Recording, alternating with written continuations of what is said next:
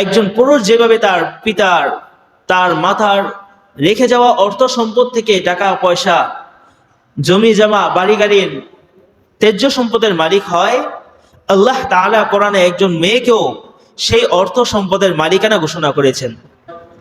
যদি বড় ভাইয়ের বউ স্বাধীনভাবে ছোট ভাইয়ের সাথে সংসার করতে চায়, তাহলেই শুধুমাত্র তার সাথে সংসার করতে পারে, জায়েজ আছে। যদি বড় ভাইয়ের বউ বা ছোট ভাইয়ের বউ ভাই মারা যাওয়ার পর সংসার করতে না চায়, অবৈধভাবে তার সাথে সংসার করা, এটা কখনো ইসলাম জায়েজ করেন নাই। আলহামদুলিল্লাহ, আল্লাহ তাআলা লাখ কোটি শুকর যে মহান রব্বুল আলামিন আমাদেরকে দুনিয়াবি সমস্ত জায়জামেলা থেকে ফারেক করে সুস্থ সবল রেখে আল্লাহ তাআলার কাছে দুনিয়ার সবচেয়ে প্রিয় স্থান মসজিদে আসার বসার মতো তৌফিক দান করেছেন, কিছু কথা বলার এবং শোনার মতো ব্যবস্থা করে দিয়েছেন। সেজন্য মহান রব্বুল আলামিনের কৃতজ্ঞতা স্বরূপ দিল থেকে বলি আলহামদুলিল্লাহ। আমরা ধারাবাহিকভাবে নারীর অধিকার সম্পর্কে আলোচনা শুনতেছিলাম। তো গত সপ্তাহে নারীর অধিকার সম্পর্কে কয়েকটি অধিকার আলোচনা করা হয়েছিল। এক নম্বর যে অধিকারের কথা আমরা শুনতে পেয়েছিলাম তা হলো নারীকে জাহেলি যুগে যেরকম জীবিত অবস্থায় মাটি পুঁতা হতো, মাটিতে দাফন করে দেওয়া হতো, ইসলাম এসে সেখানে নারীকে সম্মানের সাথে জীবিত থাকার অধিকার দান করেছে। দ্বিতীয়ত যে অধিকার আমরা জানতে পেরেছিলাম, সুন্দরভাবে পুরুষ যেভাবে বড় হয়, যেরকমভাবে সুন্দরভাবে লালন পালনের মাধ্যমে বড় হয়, মেয়েদেরকেও ইসলাম সেরকমভাবে সুন্দরভাবে লালন পালন করে বড় করার অধিকার দান করেছে। তিন নম্বর যেটা আমরা জানতে পেরেছিলাম, একজন পুরুষ যেভাবে শিক্ষিত হবে, পুরুষ যেভাবে সুশিক্ষায় শিক্ষিত হয়ে সে সমস্ত জায়গায় তার মতামত দিতে পারবে, একজন মেয়েও সেও সুশিক্ষায় শিক্ষিত হবে, পর্দার ভিতরে থেকে সেও শিক্ষিত হবে। এই অধিকারও ইসলাম তাকে দিয়েছে। চার নম্বর যে অধিকার আমরা শুনতে পেয়েছিলাম তা হলো একজন পুরুষ যেভাবে অর্থ সম্পদ উপার্জন করে সে টাকা পয়সার মালিকানা লাভ করতে পারে, ইসলাম একজন মহিলাকেও, একজন মেয়েকেও তার যোগ্যতা অনুযায়ী টাকা উপার্জন করে মেরাসের মাধ্যমে তার পিতা থেকে সম্পদ লাভ করার মাধ্যমে সেও এই টাকার মালিকানা লাভ করতে পারে, যা কিনা ইসলাম ব্যতীত অন্য কোনো ধর্মে ইতিপূর্বে ছিল না। সর্বশেষ 1448 সনে এসে শুধুমাত্র মহিলাদেরকে খ্রিস্টান ধর্ম থেকে অর্থ সম্পদের মালিকানা ঘোষণা করা হয়, এর পূর্বে যা ছিল না। ইসলাম এটা প্রাথমিক পর্যায় থেকেই, হুজুর সাল্লাল্লাহু আলাইহি ওয়াসাল্লামের জমানা থেকেই তাদেরকে এই অধিকার দান করেছিল। সর্বশেষ যেই আলোচনাটা আমরা শুনেছিলাম তা হলো মেরাসের আলোচনা। একজন পুরুষ যেভাবে তার পিতার, তার মাতার রেখে যাওয়া অর্থ সম্পদ থেকে টাকা পয়সা, জমি জমা, বাড়ি গাড়ির, তেজ্য সম্পদের মালিক হয়, আল্লাহ তাআলা কোরআনে একজন মেয়েকেও সেই অর্থ সম্পদের মালিকানা ঘোষণা করেছেন। আল্লাহ তাআলা বলেছেন যে একজন পুরুষ যা পাবে তার অর্ধেক পাবে তার বোন। যদি একজন পুরুষ 10 লাখ টাকা থেকে 12 লাখ টাকা থেকে 8 লাখ টাকা পায়, তার বোন সেখান থেকে 4 লাখ টাকা পাবে। এই বন্টন আল্লাহ তাআলা সুস্পষ্টভাবে করে দিয়েছেন।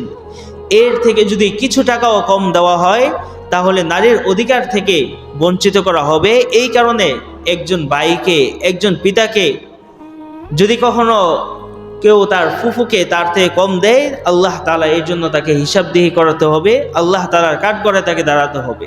এই পর্যন্ত আমাদের আলোচনা ছিল। এরপরে আল্লাহ তাআলা মেয়েদেরকে যে অধিকার দিয়েছে তা হলো স্ত্রী হওয়ার অধিকার। জাহেলি যুগে হুজুর সাল্লাল্লাহু আলাইহি ওয়াসাল্লাম নবুয়ত প্রাপ্তির পূর্বে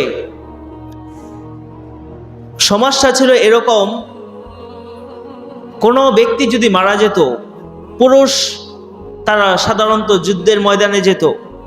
তার পিতা তার দাদার যে যুদ্ধ লেগেছিল, বংশীয় যুদ্ধে তারা যেত আর মারা যেত। মারা যাওয়ার পর বড় ভাই মারা গেলে ওই স্ত্রীর অধিকার লাভ করতো তার ছোট ভাই। টাকা পয়সার যেভাবে অধিকারী হতো, ভাইয়ের টাকা পয়সার যেভাবে সে ছিনিয়ে নিত, সমস্ত অর্থ সম্পদ সে ভোগ করত, একজন স্ত্রীকেও বড় ভাইয়ের স্ত্রীকে ছোট ভাই এরকমভাবে ভোগ করত। আল্লাহ নবী সাল্লাল্লাহু আলাইহি ওয়াসাল্লাম এসে এই প্রথাকে রহিত করে দিলেন। মেয়ে যদি চায় তার ছোট ভাইয়ের সাথে বিবাহ বন্ধনে আবদ্ধ হতে, তাহলেই শুধুমাত্র একজন ছোট ভাই তার বড় ভাইয়ের বউকে বিবাহ বন্ধনের মাধ্যমেই শুধুমাত্র একসাথে জীবনযাপন করতে পারবে।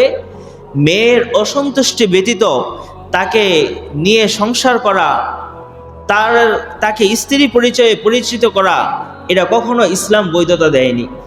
আল্লাহ তাআলা কোরআনে ইরশাদ করেন, ইয়া আইয়ুহাল্লাযীনা আমানু লা ইয়াহিল্লু লাকুম আন তারিসুন নিসাআ কারহা। হে মুমিনগণ, হে ঈমানদারগণ, লা ইয়াহিল্লু লাকুম, তোমাদের কারোর জন্য বৈধ নয়, তোমাদের কারোর জন্য এই জিনিস জায়েজ নয়, আন তারিসু, তোমরা ওয়ারিস লাভ করবে, অর্থ সম্পদের মাত্র তোমরা ওয়ারিস লাভ করবে তোমাদের পূর্ববর্তী ভাইদের ওয়ারিস হিসাবে, যেভাবে টাকা পয়সাকে তোমরা লাভ করো, এইভাবে তারিসুন নিসা, তোমরা মহিলাদেরও ওয়ারিস লাভ করবে। কারহা, জোরপূর্বক ভাবে কোনো মেয়ের অধিকার নষ্ট করবে, এটা তোমাদের জন্য বৈধ নয়। যদি বড় ভাইয়ের বউ স্বাধীনভাবে ছোট ভাইয়ের সাথে সংসার করতে চায়, তাহলেই শুধুমাত্র তার সাথে সংসার করতে পারে, জায়েজ আছে। যদি বড় ভাইয়ের বউ বা ছোট ভাইয়ের বউ ভাই মারা যাওয়ার পর সংসার করতে না চায়, অবৈধভাবে তার সাথে সংসার করা, এটা কখনো ইসলাম জায়েজ করেন নাই। 2 নম্বর হলো, মেয়েদেরকে যখন বিবাহ দেওয়া হবে, একজন পিতার দায়িত্ব আমরা জানতে পেরেছিলাম। হুজুর সাল্লাল্লাহু আলাইহি ওয়াসাল্লাম বলেছেন, 2 জন মেয়ে অথবা 3 জন মেয়েকে যদি কোনো পিতা অথবা তার ভাই সুন্দরভাবে লালন পালন করে তার বিবাহের ব্যবস্থাপনা করে দেয়, আল্লাহর নবী সাল্লাল্লাহু আলাইহি ওয়াসাল্লাম এবং ওই পিতা ওই ভাই একসাথে জান্নাতে থাকবে। ওই মেয়েকে বিবাহ দেওয়ার ক্ষেত্রেও মেয়ের মতামতকে প্রাধান্য দেওয়া। মেয়ে যদি বিবাহের ভিতরে রাজি না থাকে, এমন তো অবস্থায় যদি বিবাহ দেওয়া হয়, এটাও কোনো পিতার জন্য কোনো ভাইয়ের জন্য জায়েজ হবে না। তবে হ্যাঁ, এই ক্ষেত্রে আমাদের বড় লক্ষণীয় বিষয় হলো, যদি কুফু বলা হয়, সমতা বিধান যদি না হয়, মেয়ে যদি এমন কোনো ছেলেকে পছন্দ করে যেই ছেলের সাথে পারিবারিকভাবে পরিবারের সাথে কোনো সামঞ্জস্য থাকে না, ওই ক্ষেত্রে আবার বিবাহ করাও মেয়ের জন্য জায়েজ নয়।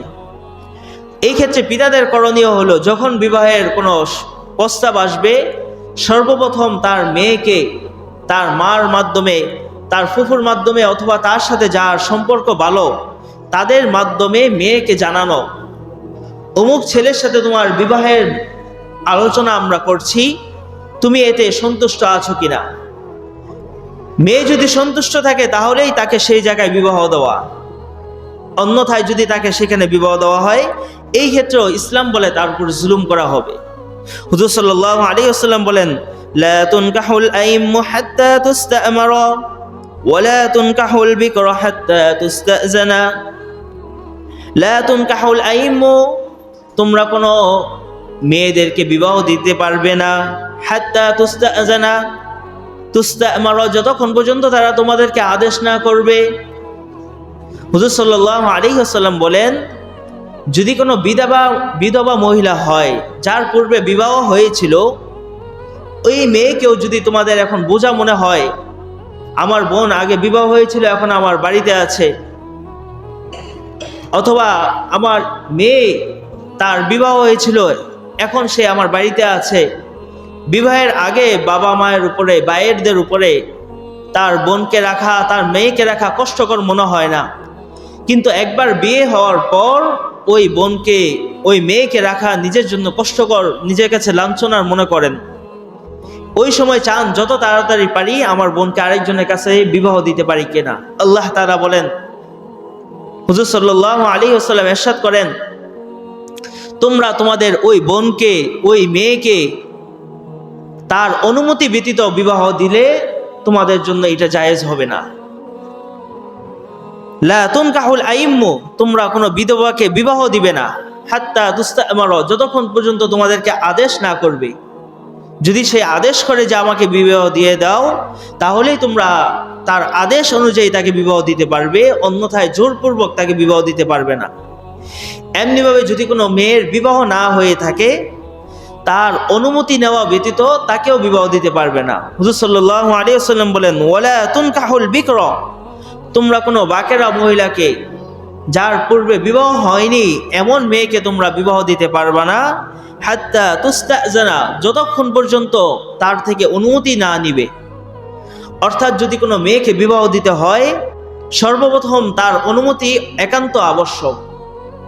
যদি তার মতামতবিহীন, তার মতামত ব্যতীত যদি বিবাহ দেওয়া হয়, তাহলে এই বিবাহ যদিও বিবাহে পরিণত হবে, কিন্তু পিতামাতা বা যারা এই বিবাহের ইন্তজাম করবেন, তারা সকলেই জুলুমকারী হিসেবে, ওই মেয়ের প্রতি জুলুমকারী হিসেবে হাসরের ময়দানে দণ্ডায়মান হতে হবে। এই জন্য যখন বিবাহের ব্যবস্থা করব, সর্বপ্রথম মেয়েদেরকে, বোনদেরকে জানাবো, অমুকের সাথে তোমার বিবাহ বন্ধনের আবদ্ধ হওয়ার ব্যবস্থা করা হচ্ছে। এই ক্ষেত্রে দেখা যায় বর্তমান জমানায় অনেকেই অবৈধ সম্পর্কে তারা লিপ্ত হয়ে যায়, শয়তানের ধোঁকায় পড়ে যায়, যার কারণে তারা রাজি হতে চায় না। এই ক্ষেত্রে আবার ইসলাম বলেন, যদি কোনো মেয়ে, কোনো ছেলে তার পিতামাতার অনুমতি ছাড়া আবার বিবাহ করে ফেলে, এটাও ইসলাম বৈধতা দেয় না। হুজুর সাল্লাল্লাহু আলাইহি ওয়াসাল্লাম বলেন, আইয়ুমা ইমরাতিন নাকাহাত বিগাইরি ইজনি ওয়া মাওয়ালি, আইয়ুমা ইমরাতিন, যদি কোনো মেয়ে নাকাহাত বিবাহ করে ফেলে বিগাইরি ইজনি মাওয়ালিহি, তার পিতামাতার আত্মীয় স্বজনের অনুমতি ব্যতীত, ফানিকাহুহা বাতিলুন বাতিলুন বাতিলুন, তাহলে ওই বিবাহ বাতিল হয়ে যাবে, বাতিল হয়ে যাবে, বাতিল হয়ে যাবে। অর্থাৎ যদি পিতামাতার অনুমতি ব্যতীত কোনো দাম্পত্য জীবন করা হয়, কোনো সংসার করা হয়, তাহলে ওই বিবাহ আসলে ইসলামী নীতি অনুযায়ী পরিপূর্ণ বিবাহ হয় না। এই জন্য আবার তারা তাদের মন মতো বিবাহ করে ফেলবে, এটাও ইসলাম বৈধতা দেয় না। বরং ইসলাম বলে, উভয় পক্ষের সম্মতিক্রমে পিতা তার মেয়ের জন্য ভালো সংসারের ব্যবস্থা করবে, সেই সংসার থেকেই মেয়ে একজনকে সুন্দরভাবে চয়েস করে নেবে। নিজের মন মতো সে ছেলে খুঁজবে, এটাও ইসলাম বলে না। আবার পিতার মন মতো ছেলের সাথে মেয়ের বিবাহ হবে, ইসলাম এটাও বলে না। বরং ইসলাম এই দুইটার মাঝ, বরং ইসলাম বলে যে সমস্ত কাজের ভিতরে বাড়াবাড়ি এবং ছাড়াছাড়ি এই দুইটাই গর্হিত, দুটোই পরিহিত। বরং ইসলাম বলে মাঝামাঝি যে বিষয়টা আছে তার ভিতরে থাকা। আল ইসলাম বাইনাল ইফরাতি ওয়াত তাফরিদ, ইসলাম হলো বাড়াবাড়ি এবং ছাড়াছাড়ি মাঝের নাম হলো ইসলাম। মেয়ে বিবাহ করবে, মেয়ের ইচ্ছাধীনের বিবাহ করতে পারবে না। যেই পিতা তাকে এত সুন্দর করে বড় করেছে, ওই পিতার দেখানো পাত্রের সাথেই তার বিবাহ বন্ধনে আবদ্ধ হতে হবে। আবার পিতা তাকে এত বড় লালন পালন করেছেন, এই জন্য পিতার মতামত অনুযায়ী, পিতার জোরজবরদস্ত অনুযায়ী সে বিবাহ করবে, এটাও হবে না। বরং পিতা তার মেয়ের সন্তুষ্টি নিয়ে, মেয়ের অনুমতি নিয়ে তারপরে বিবাহ করতে হবে। এই ক্ষেত্রে হুজুর সাল্লাল্লাহু আলাইহি ওয়াসাল্লামের কাছে সাহাবায়ে কেরাম প্রশ্ন করেছেন, ইয়া রাসূলুল্লাহ,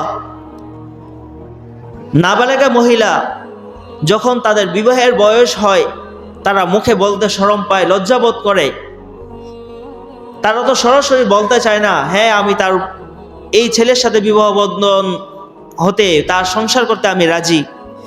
এই ক্ষেত্রে আমরা কিভাবে তার অনুমতি নিব? হুজুর সাল্লাল্লাহু আলাইহি ওয়াসাল্লামকে বলেন, ইয়া রাসূলুল্লাহ ওয়া কাইফা ইজনুহা, বাকেরা মহিলার অনুমতি কিভাবে আমরা নিব? হুজুর সাল্লাল্লাহু আলাইহি ওয়াসাল্লাম বলেন, আনতাসকুতা, যদি তাকে প্রশ্ন করার পর সে হাসে, চুপ থাকে, এগুলো হলো বিয়েতে তার সম্মতি। সে চুপ থাকাই তার জন্য সম্মতি হয়ে যাবে। তার মুখ ফুটে বলার দরকার নেই যে হ্যাঁ আমি বিয়ে করতে রাজি আছি। যদি তার সম্মতি দেখা যায়, সে জোরে সোরে কান্নাকাটি না করে, কোনো খাবার দাবার বন্ধ না করে দেয়, কোনো কিছু ভাঙচুর না করে, এর দ্বারাই বোঝা যাবে যে একজন মেয়ে সে এই পিতার দেখানো সংসার করতে সে রাজি আছে, এই ছেলের সাথে তার বিবাহ দেওয়া তখন তার জন্য বৈধ আছে। এই জন্য আমাদের যারা গার্জিয়ান আছি, আল্লাহ নবী সাল্লাল্লাহু আলাইহি ওয়াসাল্লামের সাথে একসাথে থাকতে চাইলে আমার মেয়েকে, আমার বোনকে যখন বিবাহ দিব তখন তার সম্মতি নেওয়া একান্তই আমার জন্য আবশ্যক। এই জিনিসটার প্রতি একান্তভাবে আমাদের লক্ষ্য রাখা চাই। অনেকে দেখা যায় ছোট শিশু থাকতেই তার দোস্তের সাথে এরকম বলে দেয়, দোস্ত তোমার মেয়ের সাথে আমার ছেলের বিবাহ দিব, আর তার সাথেই বিয়ে দিতে হয়, এরকম কোনো কথা ইসলামে নাই। ইসলাম বলে যে মেয়ের কাছে জিজ্ঞাসা করে তারপরে বিবাহের ব্যবস্থা করা। এই জন্য আগে থেকে কোনো ওয়াদা দিয়ে দেওয়া, এটাও ইসলাম বলে না। কারণ একজন মুমিনের ওয়াদার অনেক সম্মান রয়েছে। আল্লাহ নবী সাল্লাল্লাহু আলাইহি ওয়াসাল্লাম বলেছেন, ওয়াদা রক্ষা করা হলো মুমিনের সিফাত, আর ওয়াদা ভঙ্গ করা এটা হলো মুনাফিকের সিফত। একজন মুমিন কখনো ওয়াদা ভঙ্গ করতে পারে না, আর একজন মুনাফিক সে ওয়াদা রক্ষা করে না, বরং সে ভঙ্গ করে। এই জন্য এমন কোনো ওয়াদা করতে নেই যে ওয়াদা আমি রাখতে পারবো না, বরং ওয়াদা করার সময় ভেবে চিন্তে ওয়াদা করা, আমি এই ওয়াদা পূরণ করতে পারবো কি পারবো না। এই জন্য আমরা সবাই এই জিনিসের প্রতি খুব সচেতন থাকব, যেন আমি আমার মেয়েকে, আমার বোনকে বিবাহ দেওয়ার ক্ষেত্রে তার উপরে জুলুম না করে ফেলি, তার সংসার যেন কষ্টের না যায়, বরং সে যেন সুন্দরভাবে জীবনযাপন করতে পারে। এরপরে আল্লাহ তাআলা মেয়েদেরকে যে বিষয়ের অধিকার দিয়েছেন বিবাহের ক্ষেত্রে, সেটা হলো মোহরের অধিকার। আগে দেখা যেত মেয়েদেরকে অন্যান্য আসবাবপত্রের মতো ভোগ করা হতো, তাদের সম্মান ছিল না। ইসলাম ধর্মে ছাড়া অন্য কোনো ব্যক্তি তাদেরকে সম্মান দিত না, বরং তাদেরকে বোঝা মনে করা হতো। ইসলাম এসে বলে একজন মেয়েকে যখন নেওয়া হবে, তার পিতা কষ্ট করে তাকে এত ছোট থেকে বড় করেছে, বিবাহের উপযুক্ত করেছে, এখন এই মেয়ে তার পিতা মাতা আত্মীয় স্বজন সবাইকে ছেড়ে অপরিচিত একজনের হাত ধরে তার কাছে চলে যাবে। এখন তার থেকে কোনো যৌতুক নেওয়া এটা তোমার জন্য বৈধ নয়, বরং তুমি যখন এই মেয়েকে নিয়ে যাবে তখন এই মেয়ের পরিপূর্ণ সম্মান দিয়ে, অধিকার দিয়ে তারপর তুমি দেখে নিয়ে যাবে। সেই অধিকার হলো, সেই সম্মান হলো মোহর। একজন মেয়ের জন্য হুজুর সাল্লাল্লাহু আলাইহি ওয়াসাল্লাম সর্বনিম্ন মোহর নির্ধারণ করেছেন 10 মোহর, 10 দিরহাম। আল্লাহ তাআলা এই বিষয়টাকে একেবারে কঠিন করে দেন নাই, আবার একেবারে ছাড়ও দিয়ে দেন নাই। কোনো ব্যক্তির যার যেমন সামর্থ্য রয়েছে, সেই সামর্থ্য অনুযায়ী হুজুর সাল্লাল্লাহু আলাইহি ওয়াসাল্লাম মোহরের কথা নির্ধারণ করে দিয়েছেন। কিন্তু মোহর যা নির্ধারণ করা হবে, সেই মোহর তার স্ত্রীকে বুঝিয়ে দেওয়া, এটা হলো কর্তব্য। যদি মোহর পরিপূর্ণভাবে আদায় করা না হয়, তাহলে সে আল্লাহ তাআলার কাছে কারো হক যদি নষ্ট করা হয়, কারো টাকা পয়সা যেমন নষ্ট করলে, জোর জবরদস্তি খাবার যদি খেয়ে ফেলে, সেই জন্য যেভাবে আল্লাহ তাআলার কাঠগড়ায় দাঁড়াতে হবে, ঠিক তেমনিভাবে মেয়ের মোহর যদি নষ্ট করা হয়, এই ক্ষেত্রে স্বামীকে, আর যদি তার পিতার কারণে যদি সেই মোহর না পায়, তার ভাইয়ের জন্য সে যদি মোহর না পায়, ওই পিতাকে, ওই ভাইকেও আল্লাহ তাআলার কাঠগড়ায় দাঁড়াতে হবে। একজন মেয়ের জন্য যেই মোহর নির্ধারণ করা হবে, সেই মোহর তার হাতে বুঝিয়ে দিতে হবে। অনেকেই দেখা যায় মোহর নির্ধারণ করার ক্ষেত্রে তার যতটুকু সামর্থ্য আছে তার চেয়েও বেশি চাপিয়ে দিতে চায়। মেয়ের পক্ষ চায় লাখ লাখ টাকা মোহর নির্ধারণ করা হোক, এতে তারা ভাবে যদি অনেক টাকা নির্ধারণ করা হয় তাহলে ছেলে হয়তোবা তাকে কখনো ছেড়ে যেতে পারবে না। 10 লাখ টাকা নির্ধারণ করা হলো, তাকে যদি তালাক দিতে হয় তাহলে 10 লাখ টাকা দিয়ে তারপরেই তালাক দিতে হবে, সুতরাং সে 10 লাখ টাকা দিতেও পারবে না, তালাকও দিতে পারবে না। এই মন মানসিকতা থেকে তারা সম্পর্ক টিকিয়ে রাখার ব্যবস্থাপনা করেন। অথচ ভালোবাসা ছাড়া, ইসলাম ধর্ম বলে যে ভালোবাসা ছাড়া কখনো সম্পর্ক টিকে থাকতে পারে না। যদি এরকম সম্ভাবনাই থাকে, আপনার মেয়ে জামাই আপনার মেয়েকে রেখে চলে যাবে, তাহলে টাকার বিনিময়ে সে রাখবে, বিষয়টা এরকম নয়, বরং সে টাকা দিয়ে আপনার মেয়েকে ছেড়ে চলে যাবে। এই জন্য আপনার মেয়েকে এইভাবেই প্রস্তুত করুন, এবং আপনার মেয়েকে এমন ব্যক্তির হাতেই আপনি ছেড়ে দিন যিনি আপনার মেয়েকে কখনো ছেড়ে যাবে না। এখন যদি আপনি মানুষের সাথে প্রথম থেকে এরকম করে রাখেন যে টাকার বিনিময়ে আপনার মেয়ের সম্পর্ক টিকে থাকবে, আল্লাহ তাআলা আপনার সাথে এরকমই আচরণ করবেন। হাদিসে কুদসির ভিতরে আল্লাহ তাআলা বলেন, আনা ইনদা যন্নি আবদি বি, আমি আমার বান্দার সাথে এরকম আচরণ করি, আমার বান্দা আমার সাথে যেরকম ধারণা রাখে। আপনি যদি বিবাহের শুরুতেই ধারণা রাখেন